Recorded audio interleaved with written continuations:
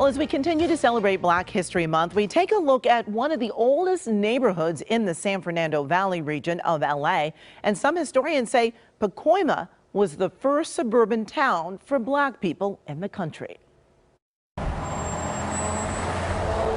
Pacoima, a bustling working-class LA neighborhood of 75,000 people. Nearly 90% are Hispanic. But if you look closely, there are signs of a very different past. About 60 years ago, Pacoima was 75% Black. The Greater Community Church was the first Black church in Pacoima, established in 1942. So this church was started with the love, care, financial support of 6 families. Several Black churches branched off from it to accommodate the growing Black community. What brought the Blacks to Pacoima was the opening of the Joe Louis Homes. They advertised it, and that brought the biggest, most significant migration. Crystal Jackson's family was part of the early migration. When the military veterans are coming back from World War II, Pacoima had cheap land and a lot of it. So they decided to build some unrestricted homes, is what they called them, which they named after heavyweight boxer Joe Louis.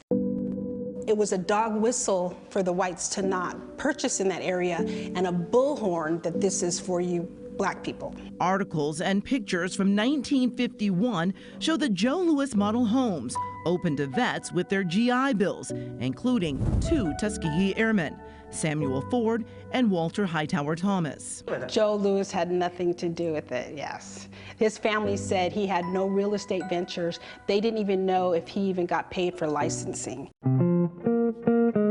Unaware, the Black families came in droves, and while many anxiously waited for their homes to be built in the Joe Louis tract, they lived in temporary housing called the Basilone Homes. Photos show it was integrated. We moved to Basilone Homes when I was 4. We met up with 75-year-old Prentice Hodges, who still lives in Pacoima today. It was really great. A lot of it was still empty fields. Like, I watched them build all the houses. We spoke to him at the Hanson Dam Recreation Area, where he spent a lot of time as a boy. This area right here, we used to just ride the horses over here. Fond childhood memories, but it wasn't all good. Yeah, I've ran into prejudice here, but it was still a great place to grow up. School photos show the transition of the community. In the 50s, a very mixed classroom, but by the 60s, these classrooms were all Black. What I saw clearly was this housing discrimination, redlining, and steering. Mel Wilson also grew up in Pacoima and is a realtor in the area. He walked us through the neighborhood, once called the Joe Louis tract. If you were Black, it didn't matter what your profession, didn't matter what your income was. They steered you, if you wanted to live in the San Fernando Valley, to here, Pacoima. And this was in 1941, and that's actually my father in that picture. Jackson has studied the community at length. She made a movie, wrote 2 books, and founded the Pacoima Historical Society.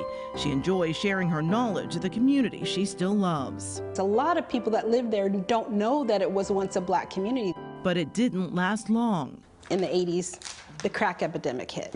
All of a sudden, there was drugs in the community. And it was a town that nobody recognized any longer. They went from not having to lock their doors to having to put up bars and gates. And so people left. And by 2000, it was down to 5%. As they left, a new community emerged, but a handful of the Black churches still remain. Our community is probably 80% Hispanic. So yes, our colors are changing, but the gospel never changes.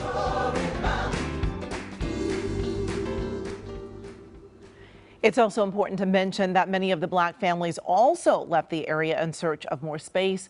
Realtor Mel Wilson says many moved to Palmdale and Lancaster for new and larger homes.